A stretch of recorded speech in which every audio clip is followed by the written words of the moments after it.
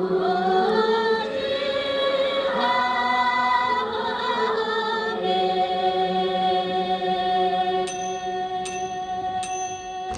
ladies and gentlemen, can I begin by acknowledging the traditional owners on the land on which we meet, and to pay my respects to elders past and present. Of course, the Parliament is sitting today, so you'll have to excuse me that my contribution can only be brief, but as I like to say, sometimes short speeches from senators are received better than long speeches. But can I just make a couple of critical points? The first point is that in Australia, our belief in democratic participation is just not an idea and an ideal, it is something that we practice. And we practice it by being at events like today. And can I thank you all, including the Falun Gong and the Uyghurs and others, for coming out at such short notice. When international visitors come to our country, we want to demonstrate great Australian hospitality.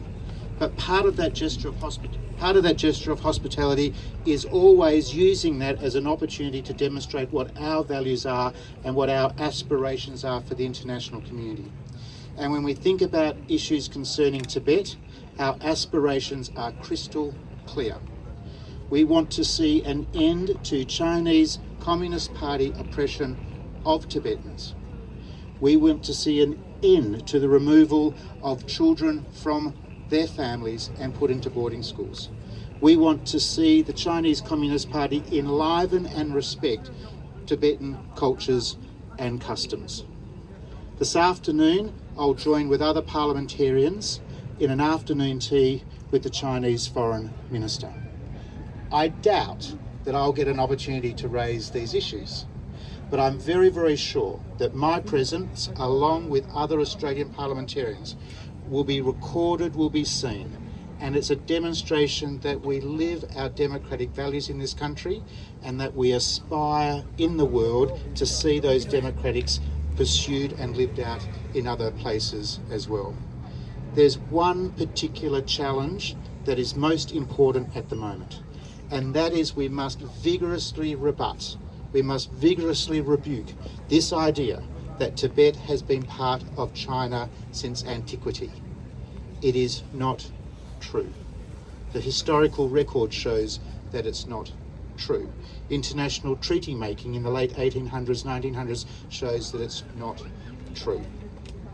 So this morning you'll be hearing from other parliamentarians. As you heard, on Sunday I returned from Dharamshala. It was a wonderful opportunity to meet His Holiness, to talk about Tibetan issues, but it was more important, more powerful to reciprocate in that wonderful generosity of Tibetan people who are in North India. But part of that trip, as gracious as the opportunity was to meet with His Holiness and how important that was, we had another meeting which was just as impactful. Senator O'Neill, myself, Mr. David Smith, Mr. Michael McCormack met with 15 young Tibetans who had travelled for 10 days through Tibet, across the border into Nepal, and had made their way safely to Dharamshala. And we heard about young women being imprisoned, not for one day, but for 3 or 4 years, for speaking out in support of Tibetan issues. We heard the story of a young man who was forced to leave his wife and children to flee Chinese oppression. The Chinese had put surveillance devices around his wrists. These things are difficult for Australians to understand and comprehend. And that's why it's so important that parliamentarians like myself and others visit, like we do, to places like Dharamshala and Northern India so that we can hear firsthand. So in coming out today, it is not in vain. Your voice is very, very loud. You are being heard in the National Parliament. And in the 10 years that I've been a Senator, I'm very, very pleased to say that Tibetan issues have never been more front of mind to the Australian Parliament than they are in 2024. Thank you very much. Thank you. Thank you, Senator.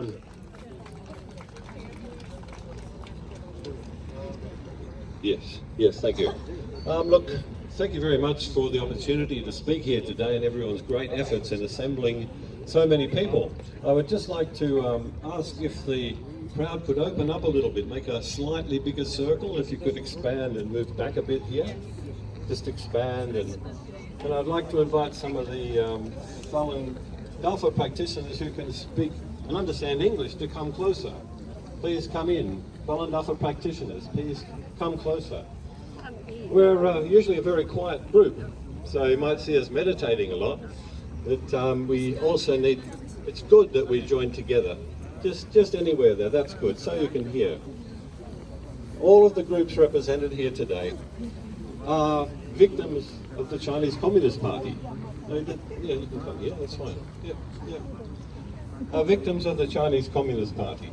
And we're all, I believe, are members of the Alliance of the Victims of the Chinese Communist Party, and this previous speaker, Professor Feng Chongyi, does a great job in bringing people together.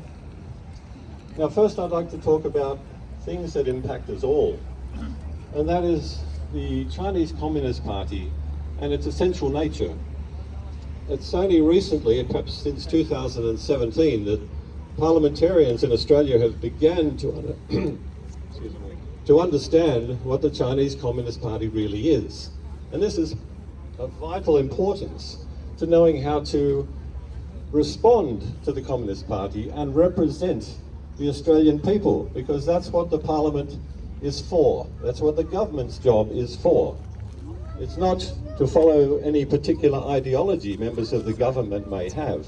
It's to represent the Australian people. And there's a lot of surveys that tell us that over 75% of Australian people want the Australian government to speak up against China on human rights. Now that's over 75%, so what we're doing here today is actually representing most of the Australian people. We should not feel like an isolated, small group protesting in front of Parliament House.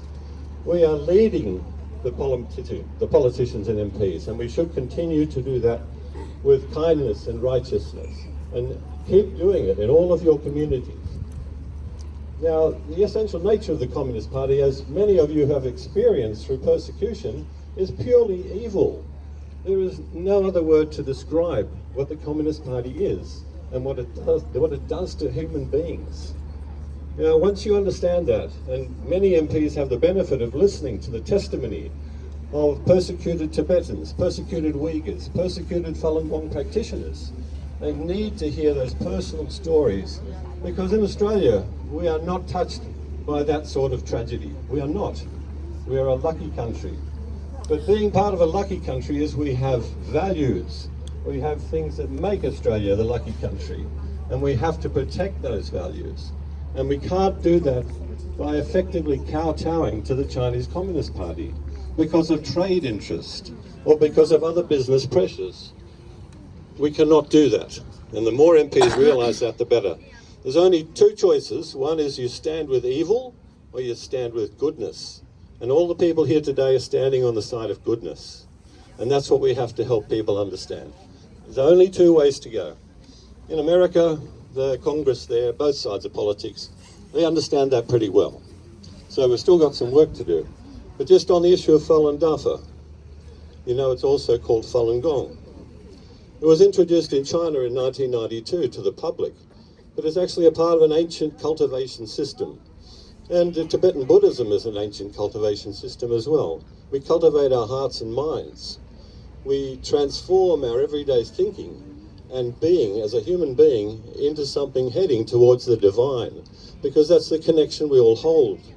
We all come from a divine part of the universe. We all have our relationship to God, and you have different God relationships in each of the religions who are here today. And that's good, but the common thing that binds us is that we live here with that awareness of our divine connection. We don't live here as the Communist Party would like, as just as materialist beings who are only interested in self-protection and self-benefit. Those are the people they can control. They cannot control people who have spiritual faith and a connection to the divine. That's what they fear.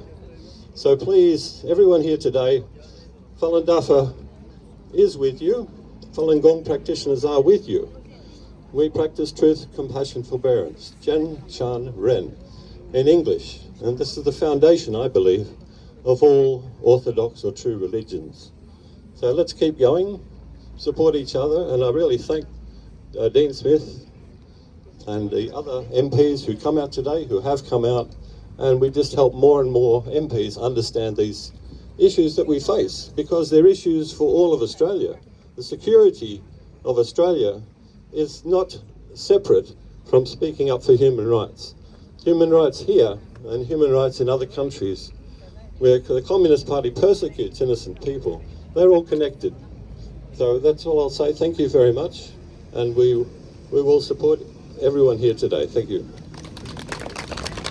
Occasions that our community protests outside the embassy, there's always a negotiation and a chat and a conversation to make some space, and we've always been able to support each other, and it's really wonderful to see you all out here today to be here and to lend your voice today. So, is that me?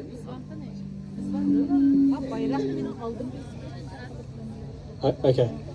All right. So, our next speaker is from the Uyghur community, and you might notice that I'm trying to say Uyghur properly because she very helpfully informed me that I wasn't saying it correctly, and in fact I was saying it in the Sinicized Chinese way of, or maybe the Australian way of just saying Uyghur. So I guess that's an indication of the sort of benefit of coming together and learning from each other. So I'm going to make a real effort today to say Uyghur. I hope I'm saying that better now, Ramila. So I want to welcome Ramila Chanashev to say a few words on behalf of the Australian Uyghur Tangrit Women's Association. Please give Ramila a big warm welcome. She's come all the way from Adelaide today, so please give her a warm welcome. Thank you, Wang. That was a beautiful pronunciation, by the way. And I encourage every one of you to say it the right way as well. We are not going to be cynicized in our language, in our culture. So it's Uyghur, it's Tibet, it's Falun Gong. So don't you dare forget it in your language, in your culture. Make sure you amplify it as well. Because China, this is their aim. They want to erase us, they want to destroy us, and they want to ethnically cleanse us. And this is not what we want. I'm not going to say anything new, what the previous ministers, politicians, or the previous community leaders have said. So what I'm going to say is foreign interference. The reason why the Foreign Minister of China is here today is to strengthen its interference in Australia, and we must not allow this to happen. This is a democracy, this is not a communist regime. We have to make sure that we stand together, that we amplify our voices to make sure that we are always out and about at protests. Make sure we support each other, whether it's an Uyghur protest or a Tibetan protest or a Falun Gong protest. We are all oppressed by the same regime. So stand together, ladies and gentlemen, because this is the only way we can make a difference in the Australian community. And we have to ensure that our voices do not die, do not fade, and are extremely strong in the Australian government. Make sure that you keep on every day talking to your parliament members, because as you heard Mr. Andrew Wallace say earlier, that foreign interference in this country is real. Cyber attack by China is real. Transnational harassment of the Uyghurs, Tibetans, and the Falun Gong are real, and we have to make sure that this does not continue. We have to make sure that our government ensures that the Australian citizens speak up. The Australian citizens are protected at all times against the communist regime. Business as usual cannot happen. We cannot agree on business as usual when ethnically cleansed millions, when China is ethnically cleansing millions of our people. Forced marriages, forced organ harvesting, when children are being taken away to state-run orphanages. This is not on in the 21st century, ladies and gentlemen. If you do not stand up, if you do not speak up, as you can see, we're a small crowd here, but let me tell you, our voices are loud and amplified. So say with me, down with China! Down with China! Down with CCP! Down with CCP! Down with Xi Jinping! Down with Xi Jinping! Down with China! Down with China! Down with CCP! Down with CCP! Down with China! Down with China! Down with China! Down with China! Down with China! Down with China! You know that that policies can change. You know that your voices are heard. Do not be distracted. Do not be deterred, ladies and gentlemen, because as one, we can make sure that the communist regime does crumble, will be gone in the coming days, in the coming years. But without us together, without us being united, this is not going to happen, ladies and gentlemen. So please, please, I urge every one of you to reach out to your MPs, senators, local, federal, your councils, everyone else to speak up for you, because we matter, ladies and gentlemen. Every one of us here matter, and we have to make sure that our voices are not diminished by the great Chinese communist regime, and we have to make sure that our government, our Australian government, not rolls out the red carpet to genocide committees, but make sure that they also listen to you, and as a citizen and as the politicians are your servants. Don't forget that. You voted them in, you can vote them out. Make sure that the next election is a weak government, ladies and gentlemen. Do not allow either the Liberals or the Labor to be a strong government, because when they are weak, then they can make a difference. Make sure that you visit your parliament members every week. Make sure that you continue talking. Make sure that you keep sharing each and every one of our concerns and issues. Down with CCP! Down with CCP! Down with CCP! Down with CCP! Down with Xi Jinping! Down with Xi Jinping! Down with Xi Jinping! Down with Xi Jinping! Ladies and gentlemen, Andrew Wallace said he can't hear you in there, and they need to hear us in there, because the foreign minister's inside. Loudly, please! Down with Xi Jinping! Down with Xi Jinping! Down with Xi Jinping! Down with Xi Jinping! Down with China! Down with China! Down with China! Down with China! Keep up the good work, everyone, and thank you very much. Down with CCP! Down with CCP! Down with CCP! Now, our next two speakers are young men from Hong Kong. I remember in '97 when I think it was Chris Patterson, the last governor of Hong Kong, handed over British rule. Hong Kong was seemingly then a peaceful, relatively free bastion next to an oppressive regime in China. China at that time, the CCP at that time, made all sorts of promises. It'd be one country, two systems. Hong Kong would remain peaceful, would remain free. But sadly, we've seen that is not the case. We've seen lots of brave students, lots of brave adults, lots of brave people in Hong Kong rise up and being brutally crushed. Now we've got two brave speakers here. Eddie and Max, come on over. Tell us about yourselves and tell us about what's going on in Hong Kong. Thanks to the host for inviting us. My name is Edward. I'm from the Hong Kongers Protection Against Chinese Expansionism. Ever since the protests in 2019, the Hong Kong government has introduced serious measures to limit our civil rights and also our ability to host another social movements that can potentially bring about the ability to change to the society of Hong Kong. And I see around the crowd today, and I believe many of us who gathered around here united by a shared commitment to freedom, justice, and a desire for national self-determination. We've all had our fair shares of experience with the CCP regime, and like many of you present here, I can also feel a growing sense of anger inside me. As many of the previous speakers had mentioned, what is happening this morning in Australia is not a simple diplomatic event. It is a sellout to not just Australians, but the interests of all freedom-loving people who are living under the threat of the CCP regime. Many of our friends from Hong Kong and ourselves, I'm angry. I'm angry today because Wang Yi has been invited by the Australian Parliament to talk about menial things in the scope of human rights, in the scope of the suffering that our communities have had. I'm angry today because for the past 7 years, how much blood has been shed in the past 7 years? Tibetan blood, Uyghur blood, Hong Kongers blood.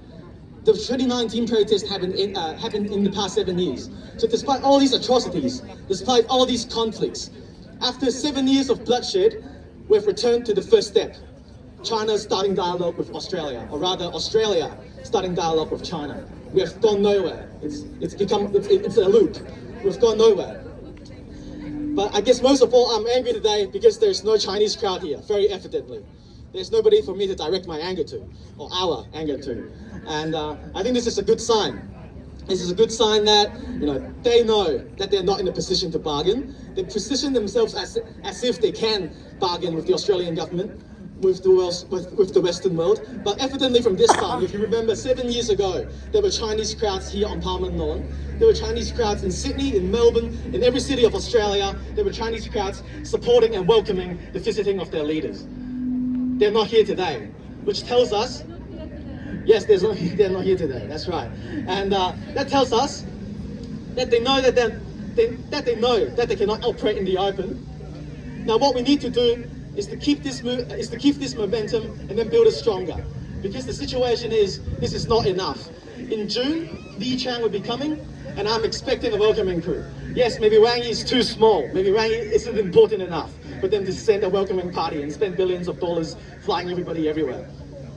But for Li Qiang, the Premier of China, for whoever will be coming from the Chinese government, we definitely need more people. We definitely need to mobilize more, because this will happen again, and we cannot let this loop itself in again. So despite how many times this parliament tries to invite the Chinese delegation to negotiate their terms, we have to be here to stand for our ground and stand for our terms. And the last thing, I suppose, that I'm angry as well I'm angry as well because there are still those that believe that this parliament can deliver us our victory. 7 years is a very small time frame, very short time frame for the average protester against the Chinese government. There are protesters that have been protesting for 20 years, 50 years, elders in our communities. 7 years is nothing. Now, in the grand scope of things, I'm hoping with our generation, with this decade, we can end this now. The world has never been in so much chaos. China has never been in this position before, where they are not openly sort of having aggression against Australia anymore. They're putting up an act, but they have gotten a lot more timid. So what I would like to say is, we cannot rely on this parliament to deliver us this victory, because for the past 50 years we've tried. For me at least, many people smarter, better than me have tried. So, and I think this is not a matter of ability, this is a matter of the structural injustices. So in that situation, we have to confront them. Next time we see Li Qiang, we have to crowd his car. Next time we see Xi Jinping, if he ever comes here, we have to block the airport. This is what we have to do. So, thank you very much. Down with the CCP! Down with CCP! Li Qiang live! Leave! Li Qiang leave! Li Qiang leave! Wang Yi leave! Wang Yi leave! Wang Yi leave! Wang Yi leave! Thank you. Years old, born and raised in Sydney, Manly. And I think his presence here, the fact that he took the time off of school to come here and protest, to speak his mind, tells you a lot about the state of our struggle. And that is, we will never give up. No matter how many generations we have to go through, we will never give up. As Tibetans, and I suspect and I'm confident as Uyghurs, as Hong Kongers, members of the Falun Gong, we will never give up. We will outlast the CCP.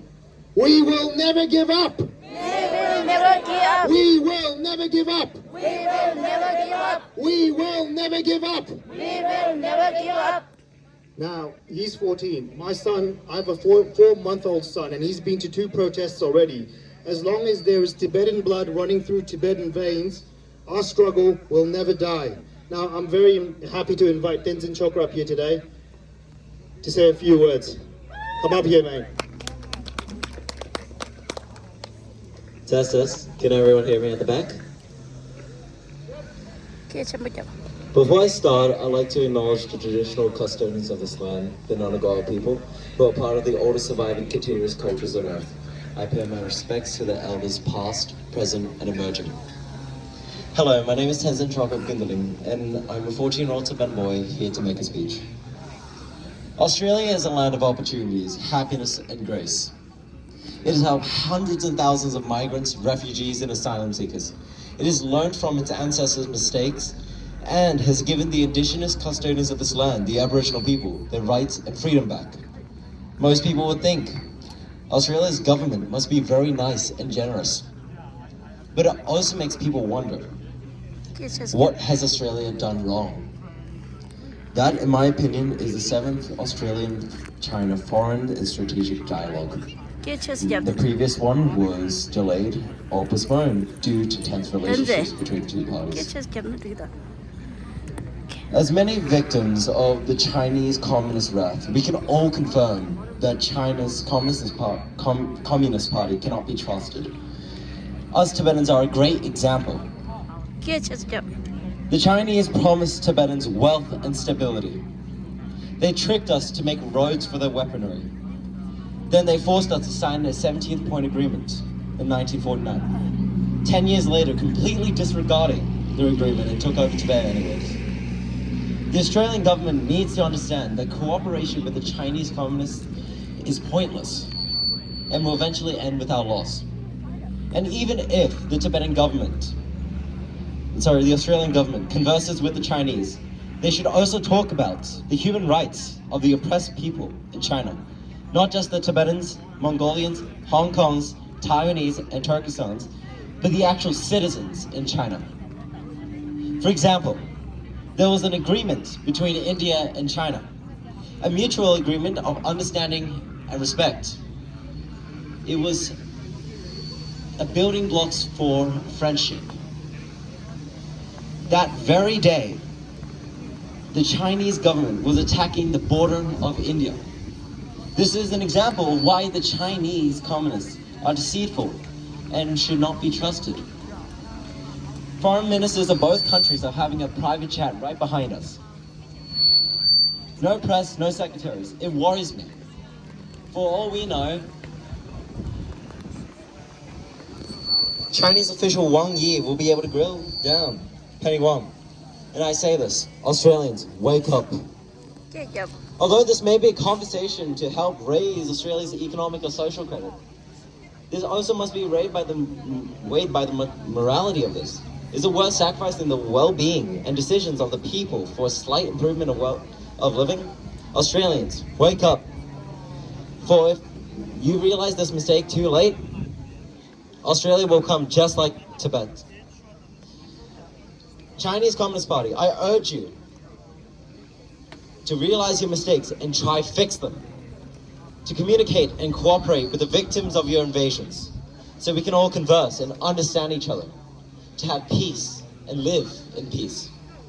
If not, we Tibetans, along with all other people that are against the Chinese Communist Party, will continue to fight against them, to protest. For we will not rest until justice is served. Break the law! Break the law! Break the law! Thank you. According to the report titled Separated from Their Families, Hidden from the World by the Tibet Action Institute, nearly 1 million Tibetan children ages ranging from 4 to 18 are currently forcibly enrolled and placed in Chinese boarding schools in Tibet, away from their families, depriving them of the opportunity and the space to learn and acquaint themselves with their own religion, culture, and language. Recently, on 14th February 2024, we saw video footage of a large number of local Tibetans in Tibet pleading to local government authorities and encircled by Chinese security forces. Subsequently, on 20th February, another footage revealed Tibetans kneeling and crying in desperation while pleading to Chinese officials as China has ordered local Tibetans and monasteries in eastern Tibet, Dege, to relocate and carry out construction of hydropower dam on Dichu River. Reports continue to emerge of the arrest of a large number of Tibetans. These footages offer a rare glimpse into the real plight and sufferings of the Tibetan people.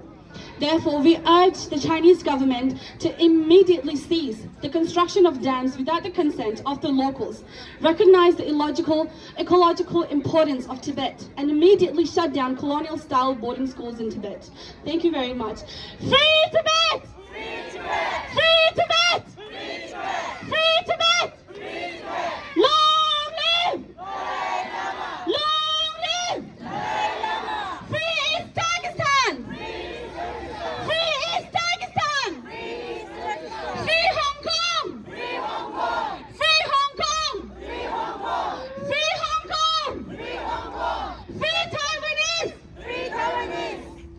very much. 华人朋友的出席，所以今天我会以中文为主来说些话。Today I'll be speaking in Mandarin as we have numbers of Chinese people, friends attending the march, and it's definitely so inspiring.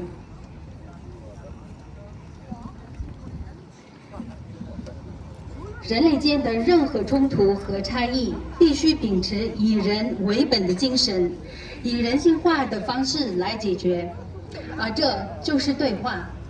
这是尊者达赖喇嘛早年与汉人青年互动的教导，也是藏人行政中央为和平解决藏中冲突而秉持的中间大陆政策之核心之一。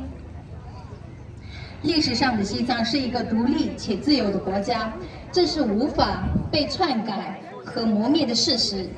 而自中国共产党掌权非法殖民西藏至今，藏传佛教、西藏生态环境、藏语言文化和人权均被无止境的破坏和打压，以致西藏连续几次被自由之家列为自由度垫底国家。新西兰外长温斯顿·彼得斯日前在与中共外长王毅的会谈中，对西藏等受中共压制的各民族人权的局势提出了关切。为此呢，我们也表达感谢。